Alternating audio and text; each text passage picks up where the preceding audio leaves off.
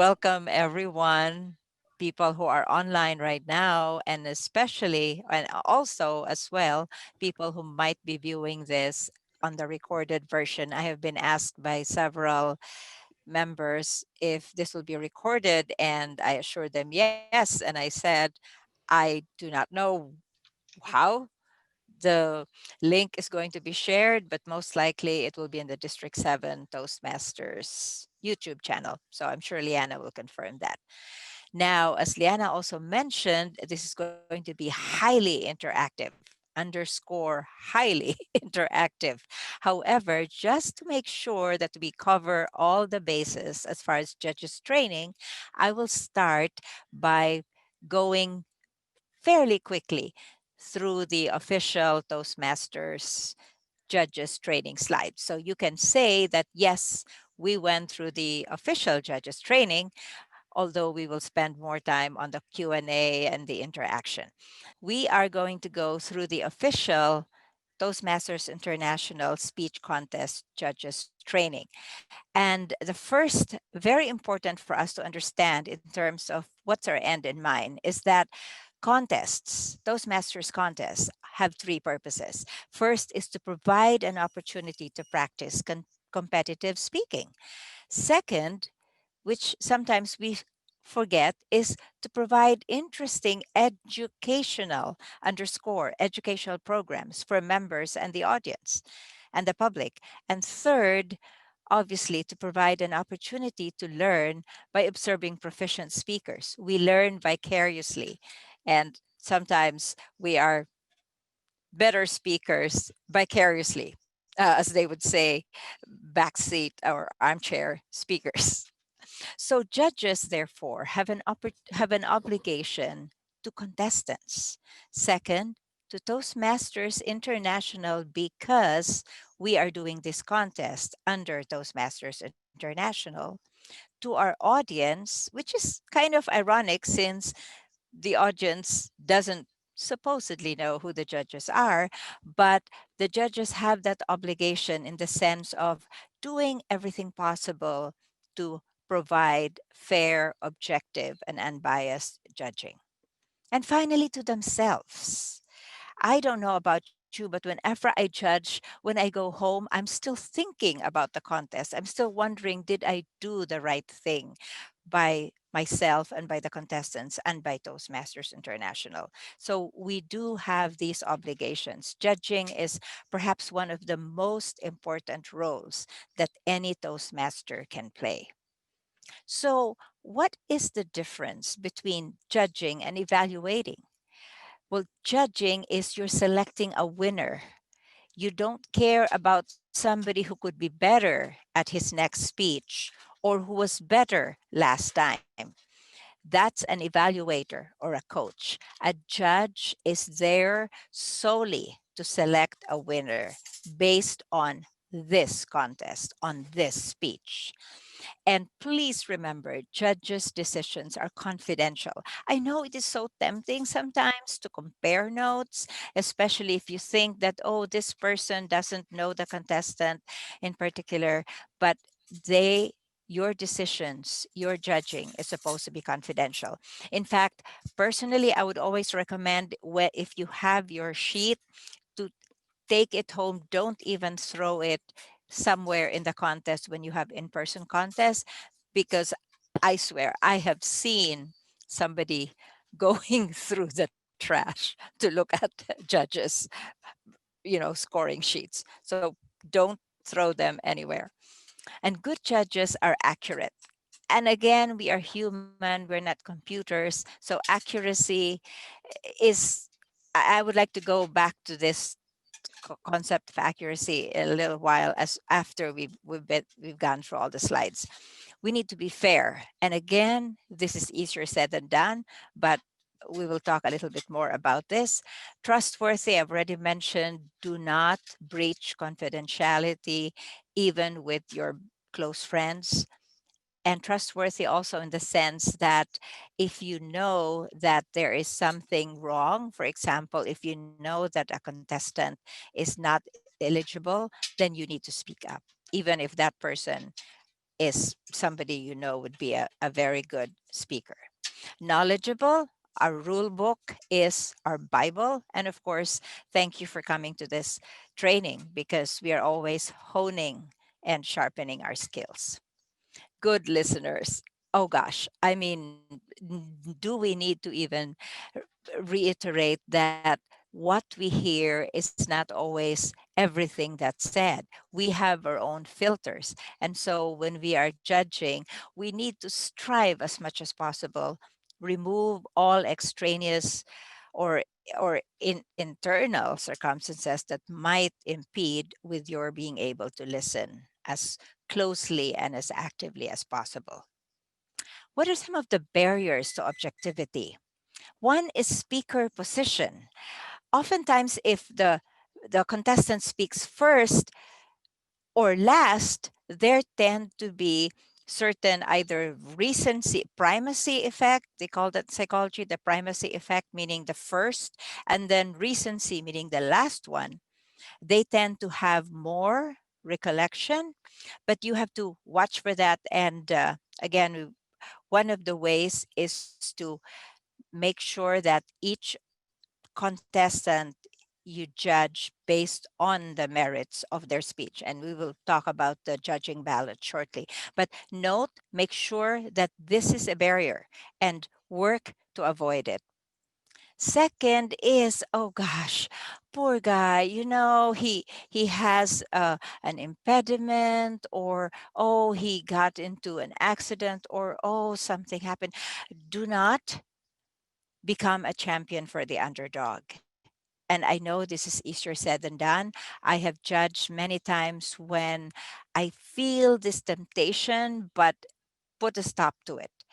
Do not be a champion for the underdog, whether it's a physical impediment or maybe you feel that this person is having a bad day, or oh, he's a good speaker but right now he's having issues.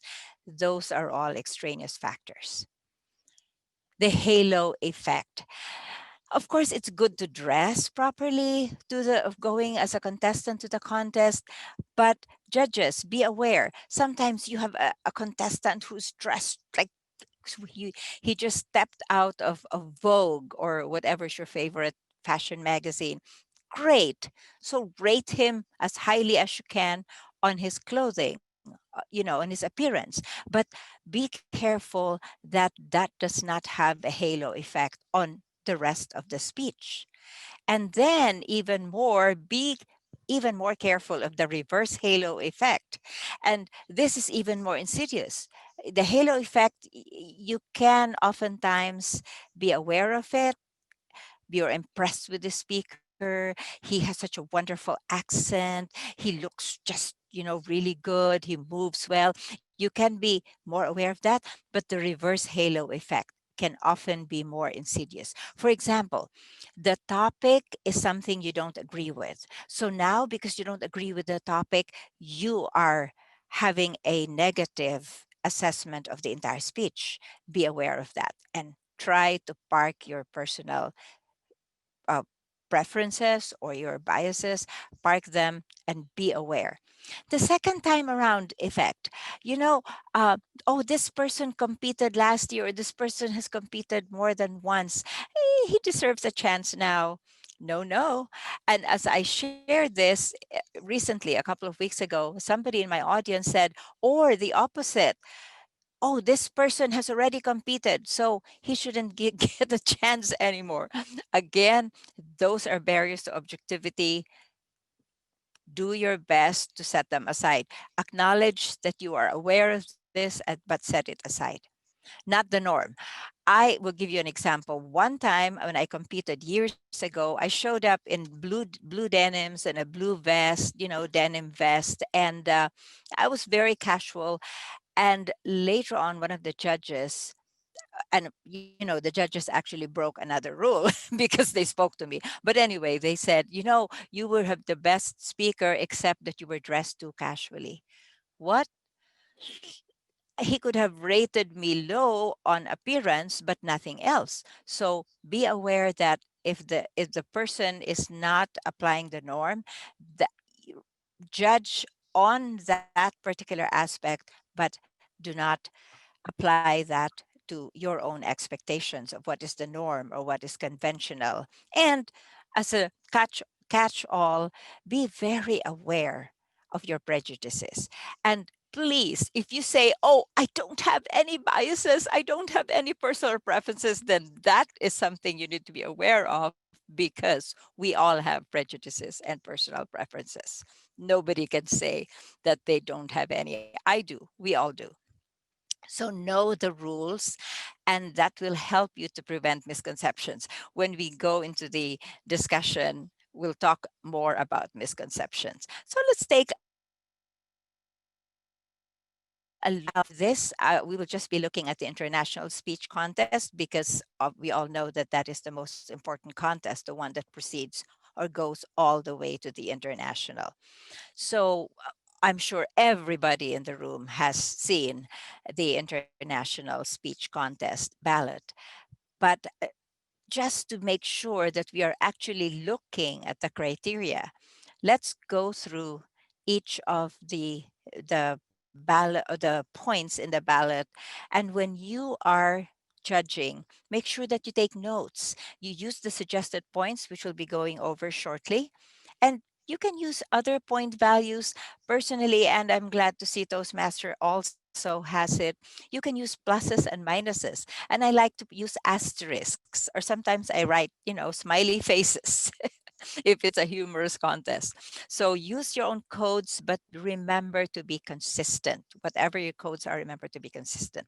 So let's take a look at the judges' ballot for the international. Now, remember, the content has the largest point value. So, but in addition to content, we also have delivery and we have language. So let's take a look at each of these in turn. For content, we have speech development is a maximum of 20. And the the details of speech development, if you go to the second page of the ballot, you would see more specifics. But just as an overview, this includes structure, the organization, and whether there's any support material or examples. The second aspect of content is effectiveness. How What was the purpose and how was it achieved? And finally, the speech value, in terms of, was there a message? Was the thought original? And remember that originality is one of the basis for a speech, or for a protest or a disqualification.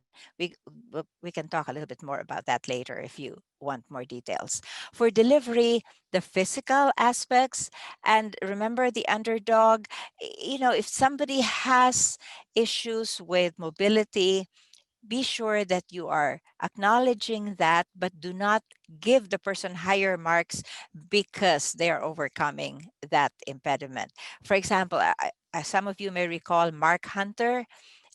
What was he? I think 2014, I think it was 14 or 15, world champion. He was in a wheelchair.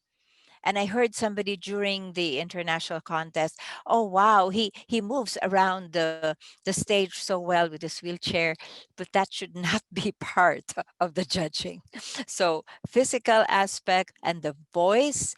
And some people speak with a really nasal, or high pitched voice, other than realizing that that person perhaps really cannot change his voice. um, you you couldn't give that person 10 maybe, but just because the person speaks with that voice, please don't go down and say, okay, he deserves a 3 because my vocal I didn't like his voice. Again, be sure that you are fair and objective. And manner, directness, whether the person is confident. And again, i- do not use yourself, but judge based on what you see the contestant is showing. If the manner may not seem direct to you, but this may be, for me, and again, maybe this is just because this is perhaps where it can be a little bit subjective, I tend to rate higher on manner, because really each person has their own manner. And I don't think I've ever rated a 5 or below for manner. And I don't know. It maybe, like I said, it's just me, but I am consistent with that. I'd never rated below 5 for manner. Language, there's two points to consider: appropriateness and correctness. And oh gosh, one time I will share, a couple of years ago, I posted on Toastmasters International Facebook group asking about the use of a certain word that one contestant used, and that started a firestorm. People had so many different interpretations for that word. I'm afraid to mention it because it was in our district. But anyway, appropriateness and correctness, again, go go a bit easy, because what you've considered appropriate or inappropriate may not be inappropriate for that person. So again, just like with manner, I tend to rate a little bit more leniently on language, unless of course using the four-letter word, I would still draw a line on that. So in conclusion, this, and initially when I saw this quote at Toastmasters International slide, I was thinking, why? What is the relevance? But I realized that the strongest principle of growth lies in human choice, and that is the choice of the contestants, what speech subject they choose, how they develop it, and also, more importantly, you as a judge, your choices. And always be aware that your choices are underpinned by your own preferences and your own biases, and do your best to make a choice not to allow those biases to affect you.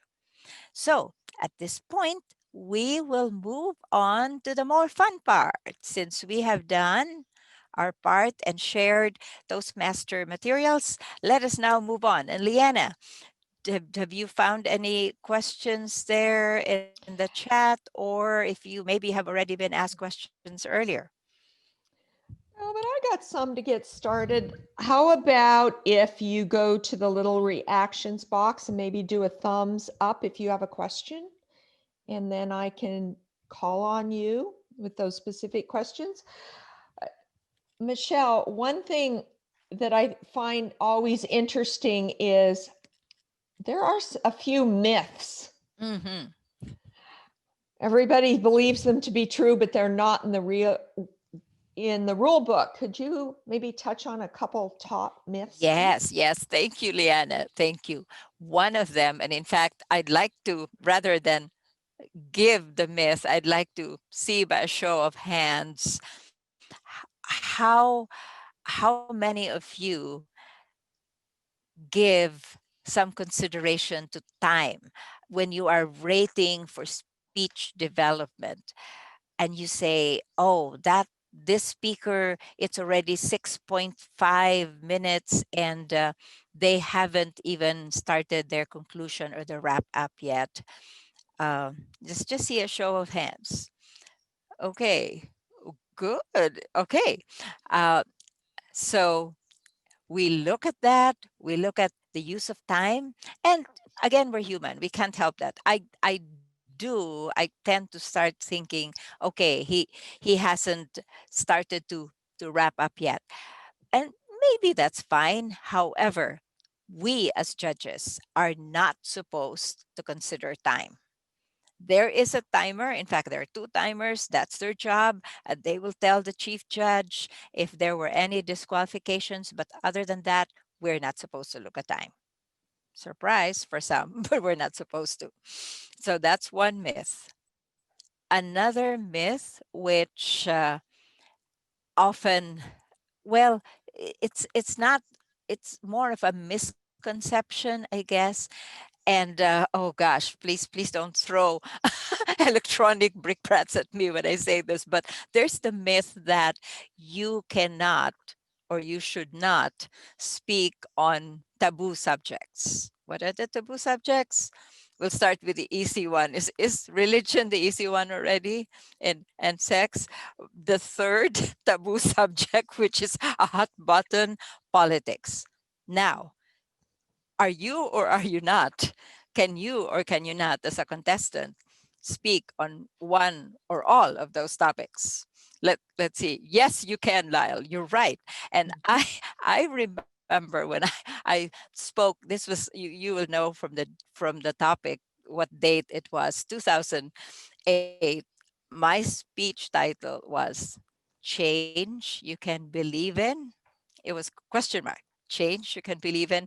And I was told by the Toastmaster of by the contest master, no, you cannot do that. And I was the contest, what they call that, the target speaker.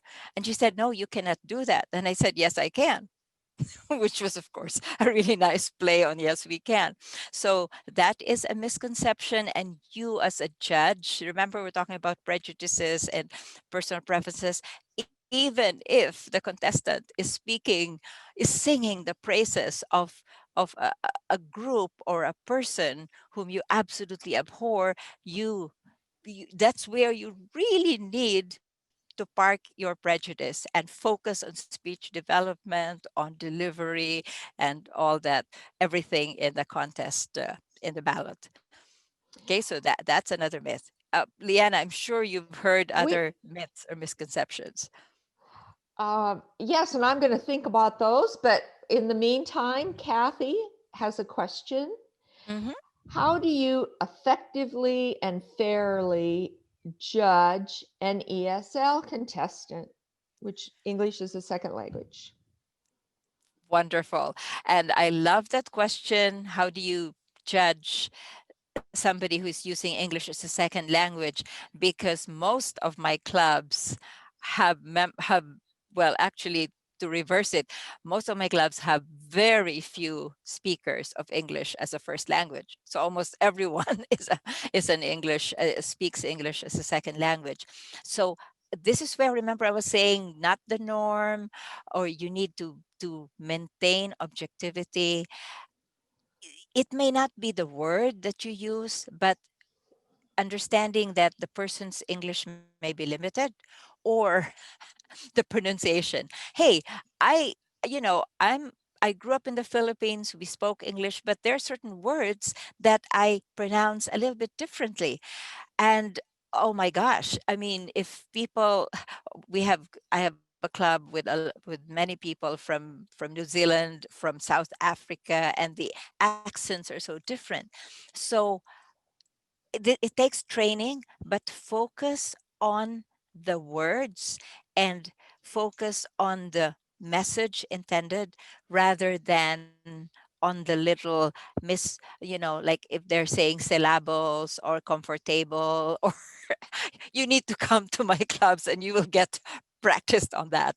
But I think the main thing is to be aware and constantly throughout the speech remind yourself that this is a person who speaks English as a second language. But caution, please be aware of the reverse halo effect, or of the underdog, that you might say, oh, this person speaks English as a second language, but he is trying so hard, so I need to give him higher marks. No, be careful.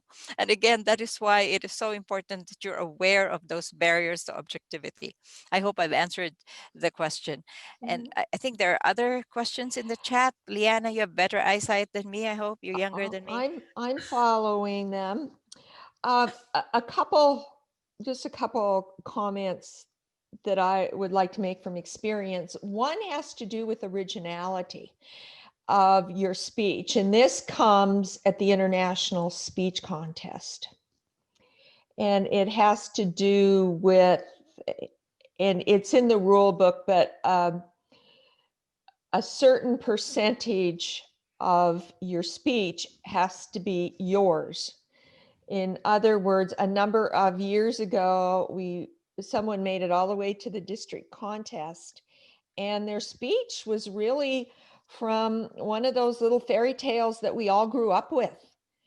And they pretty much used that, and they made it all the way from club up to the district level before anyone questioned it. So it's really important that if you're in a contest and you hear somebody speak and you go, "Boy, I believe I've heard that before, and it was not at a Toastmasters meeting," that you need to follow up on that because originality is important. And so is quotes. If you want to quote someone, it's really important that you use their name and yet you cite that quote as belonging to them.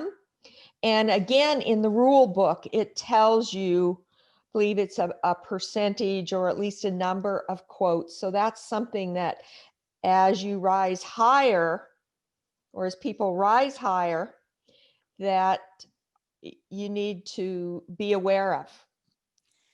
Thank you so much for mentioning that, Leanna. And there is actually now a little bit more detail on that originality requirement.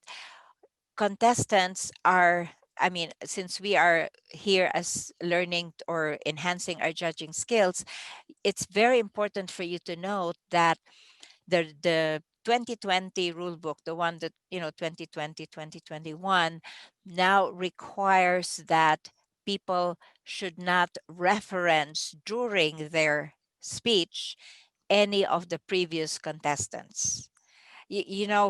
Some people are very good doing callbacks. So I'm trying to remember who that was in one of the international contests who referred to all the previous contestants, and he was, I think, the last speaker. So he basically tied together and people laughed, he was applauded, but that is no longer allowed. You are not supposed to reference any previous contestants or cite what they said. Now, thank you, Liana, for mentioning that you have to mention the source if you caught Maya Angelou or Winston Churchill. However, be very careful. Even if the contestant cited the source, if that quotation takes up 25% or more of the speech, that still is against originality, even if the source was cited. So they have become more strict with that. And as a judge, and again, Liana mentioned this, if you suspect that the originality is violated, you need to bring it up to your chief judge immediately, because there are only two roles, two types of individuals in a contest who can bring up a protest. One is the contestant, and the other is the judge. And a protest can only be done before the announcement of the winners. So there's a very tight timeline there. And I did it once before, years ago. I don't know if you remember the Julie Andrews spoof on raindrops and roses and whiskers and kittens. She did it for AARP, and it was it was really fun. She was like not raindrops, but something about joint pains and muscle pains, and these are a few, and it was funny. But a contestant used that, and I said, I've heard that. And this was years ago. I was in Founders District. Internet was not as easy. So the chief judge called us in, and I felt almost like the bad guy because I seemed to be the only one questioning it. But nonetheless, we brought in the contestant, and she claimed she had never heard it. It was very hard because, this is a Toastmaster, but eventually we voted, the judges voted, and it was agreed that, okay, we will let the person through. Fortunately, she didn't win. So, but if she had won, that I would have felt really bad about the lack of originality. Okay, we've Ah, got a question in the chat box from mhm, Colin, and then we're going to go to Corey, who also has a question. mhm. So the original rules do not mention technical. Oh, my Breakdowns. screen just moved. Okay, the original rules do not mention technical breakdowns. We have many parts of Oregon that do not yet have high-speed internet, and the signal sometimes drops. I have heard that there is a 30-second allowance for technical whoopsies. Can you confirm? Yes, there is. And I was praying to all the saints in heaven when I was chief judge last year, for the district contest. I was praying Please don't make me be the bad guy, because that is the role of the chief judge. If there's a technical issue, we should only allow 30 seconds, and if it goes beyond, then the chief judge has to make the judgment call to stop the contest. And can you imagine how people would hate it? Thankfully, as a chief judge last year and this year, hopefully, I have not had to do that. But yes, that's in the rule book. I would this year, last year, I think we didn't have time to consult, but this year, I would want to speak with our district director, and of course Eldred, who's here, I think, our PQD, to make sure that maybe we could establish, if we could push that out a little bit, because 30 seconds is really very short. So, but as of now, yes, that is the rule. And Eldred, correct me, because sometimes you have meetings with Toastmasters International. If there have been any updates to that, then let me know. Okay, Corey, would you like to unmute and ask your question, please? And we're not hearing you.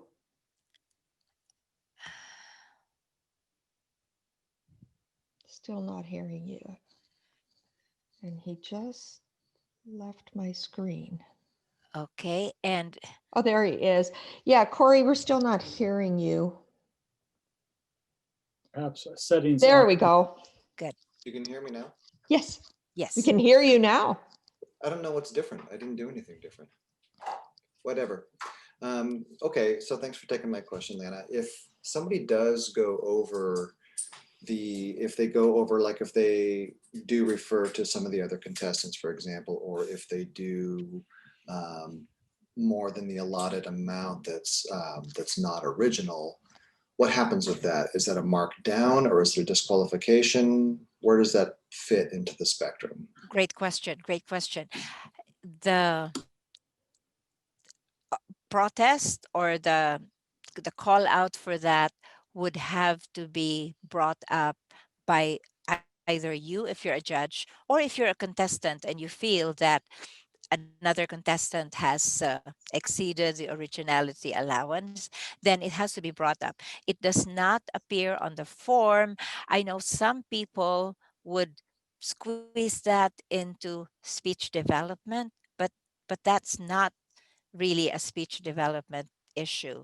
So whether the speech is original or not, if it's well developed, then the person should get full marks for whatever. Speech development in the international speech contest is 20 points, so mark accordingly. I hope I've answered the question. PJ, hi. Do you have a I point? just want to Yeah. comment on that. They have to sign a statement of originality, and this is an ethical thing. So if somebody does violate the originality thing, I believe that is grounds for disqualification. I don't think it's just a matter of scoring them lower. And Eldred's nodding his head as well. That is Yes. correct. Yeah. Yes, and I hope I was clear there. In fact, I was saying do not mark the person down on speech development or any other part of the ballot, but cite it as a judge, because I mean, we cannot disqualify unless somebody points it out. As the chief judge, I may not know that that person has violated the 25%. So if you're a judge and you hear what you consider as being more than 25%, then you need to immediately raise it during that period before the winners are determined. And speaking, just I think nobody is asking about this, but I need to mention that since this is about judges, but also a little bit for chief judging, the way to get the ballots, and again, Eldred or PJ, if there's something, there's a new directive that has been given to the trio, please correct me. But in last year's contest, the chief judge had the discretion to determine what form to use, and I try to keep things as simple as possible, and it has been very successful. So for the ballot counters, what I would do is have a little chat for each judge and the ballot counter. And many of you in this group or in this eh, eh, webinar have been judges for some of the contests where I was chief judge. And it was really easy. You just text your 1, 2, 3 to the little chat, and the ballot counters are summarizing them or putting them into their forms. It's much quicker than some of the things I've heard where there's a Google form or the other thing that I want to avoid is using the Zoom chat because you can accidentally click and end up sending it to everyone. Ugh. So now everybody sees it. And even if you go into a breakout room, again, that's the going in and out. So I try to keep things really simple. I just use a text chat. And then let me show very quickly a form, but I think, oops, where did the form go? But Liana, were you saying that we are no longer allowed to use an Excel spreadsheet? Because I guess I haven't gotten that. Tamsin has talked to Toastmasters International about that, Hmm. and they want you to use they have created a lot of fillable forms now, Okay. and So, you can download them online. okay. So they don't, because before we used this form and it was really easy. So I have to check before the next contest. I need to check. So Toastmasters has a new fillable form. I need to look at that. They've got all of their forms. I was, yeah, Because just the last time I looked, it was a form that you could fill, but it was not adding up. So, no, it doesn't. And that's why people wanted to use Excel, and they didn't. And just now that we've got a large group here, Tamsin Corbin did a Wednesday Wonderful webinar in January. No, this is January. It was in December, and it was on how to hold an online contest. And she did a wonderful job on that, very detailed. And you can go to the District 7 website under, I think it's under resources, mhm, and the video is there. So you can watch that. mhm. Also, I Now, can go ahead and grab everybody's names as you've registered, and I can send you her information. But that gives you the forms you need for your judges, their eligibility forms, your contestants' eligibility forms. The only thing that they have not seemed to master is when you download your certificates, they all come as first, second, third, and one participant. And that's a packet. And you cannot separate them out. It's a PDF. So if you've got 6 participants, you know you're not going to give more than 3 award. So it's kind of a pain, I guess, unless you just do you give them all 1, 2, 3 and yeah, participant, but you can't separate them. okay. You can separate those, just save page 1 as a new Yeah, PDF and save right, page 2 as a new PDF. right. Okay, I tried And that. I probably didn't do it right. let me just respond to there's a couple of questions. Allison is asking, can we use Zoom polls? Are you talking? Oh, okay. Then she added for ballots. I would not recommend that. I would not recommend Zoom polls. Number one, just the polls themselves can be iffy. There's some issues I've tried with polls where you create a poll and then it suddenly hangs on you. And that's fine if it's just a poll, but if you're using it for balloting, not a good idea. Plus, the polls would then go to the hosts. And so if you have two hosts, then it's more details, Allison. I can illustrate to you, demonstrate, but just a short answer is no. I would not recommend using Zoom polls for ballots, and it might even be breaking Toastmasters rules. I'm just saying because of the confidentiality that it might not honor that confidentiality if you use the polls. Somebody saying photo of the bottom of the ballot sent by phone. Yes, that's perfectly fine. Uh, and or Okay. Eldred, I've been in contests where the breakout room, yeah, a breakout room is fine as long as what I've seen in one of the breakout rooms is the judges sometimes ended up discussing, and that is a violation of confidentiality. So, yes, it's good to have a breakout room as long as we are very clear on what the purpose is. You go into the breakout room and you quietly fill out your own form there and send it to the ballot counters without uh, communicating with the other judges. Also, remember, even after you have submitted your ballots, you still should not be sharing your views amongst yourselves, even if you're all judges. And again, I've seen that and I've had to say, please, please, please, no sharing. Okay. Thank you, Marian. Yeah, simpler is better. I am so much for KISS. Keep it simple. Keep it sweet, short, and simple. Charlie Okay. has a question. Charlie, would you like to Go unmute? ahead, Charlie.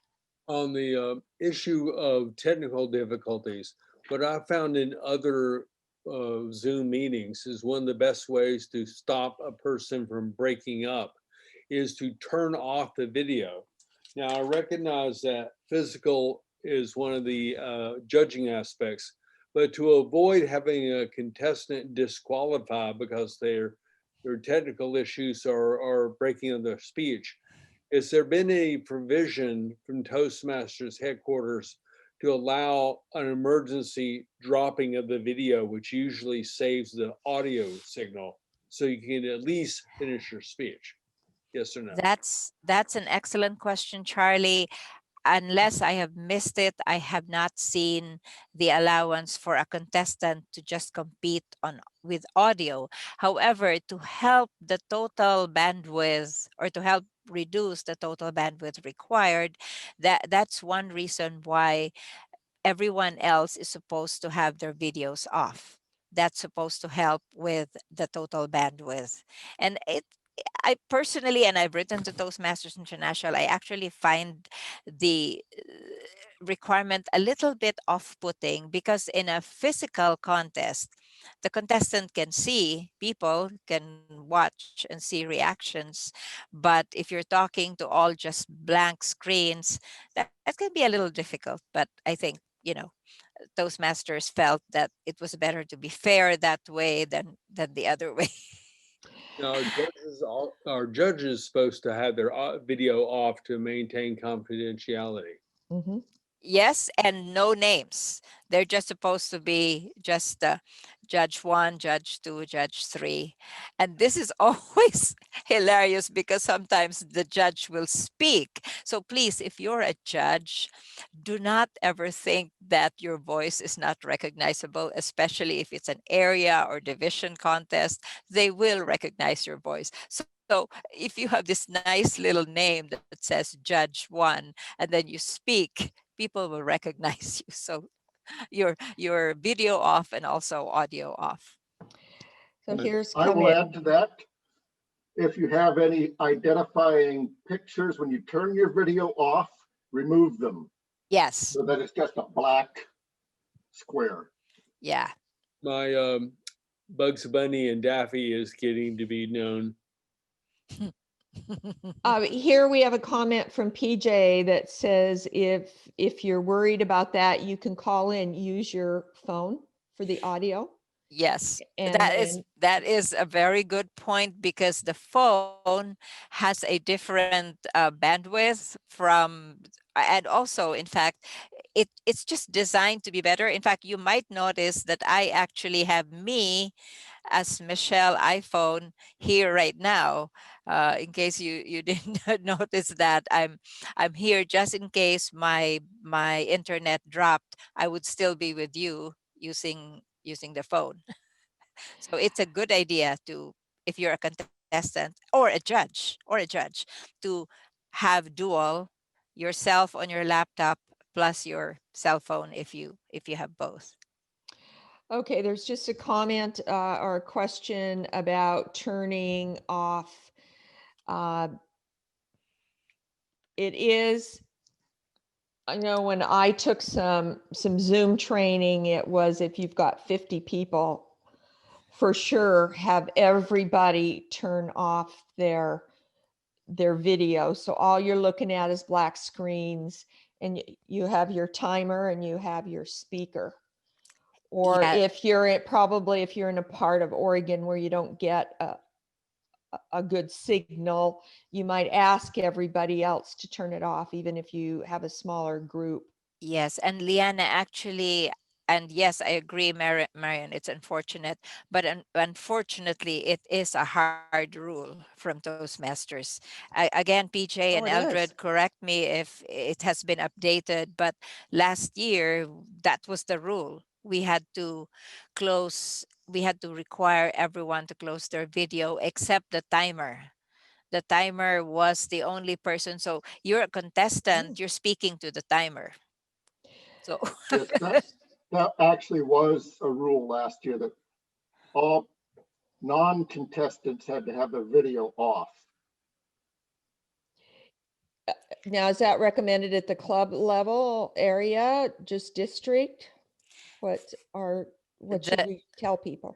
the rule that we were told last year was, I think it started with area, but Mm. correct me, PJ Mhm. and Eldred. I think it started with area all the way up, all the way up. But for clubs, oh gosh, don't ever expect me to do that. So with clubs, I let people open their their We're getting to so the shoot me. end of time. One thing we have not mentioned is Toastmasters put out a really nice manual, if you will, that you can download, and it's about holding online contests. Mhm.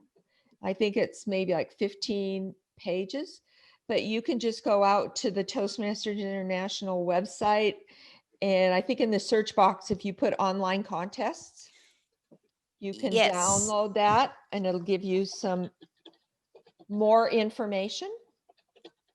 Yeah, in fact, I queued that earlier, but it's gone away. Did you put it in the chat? No, I had it earlier on my screen on my desktop, but no, I didn't put it in the chat. What I put in the chat though is the rule book. Please remember, the last important point: the rule book is very important because there are changes, and if you're not familiar, let me. Hopefully, I can open this up just to show you how. Okay, good. Let me just very quickly show the rule book will have markings on the left margin for anything that is new or has been modified there. For example, only members who joined Toastmasters prior, blah, blah. So you don't have to memorize the entire rule book, but make sure you download a copy and look at the items with asterisks. Or not asterisk, but this, diamond marks, because those are the changes or the rewording or the additions. And you don't want, as we always say, ignorance of the rule does not excuse people. So make sure, there you are. See, this is the one I was talking about. Contestants must not reference another contestant or a speech presented from the platform of the same contest. Yeah. So make sure you download a copy of the 2020-2021 rulebook. I've posted it on the chat, but it's really easy to find. Just type Toastmasters International Contest rulebook. And if you go to the chat box, Eldred put the PDF in there, best practices for online speech contests. And Nice. you can download that right from there and you'll have it. Thank you. Thank you, Eldred, and thank you, Leanna. I think we need to wrap up. So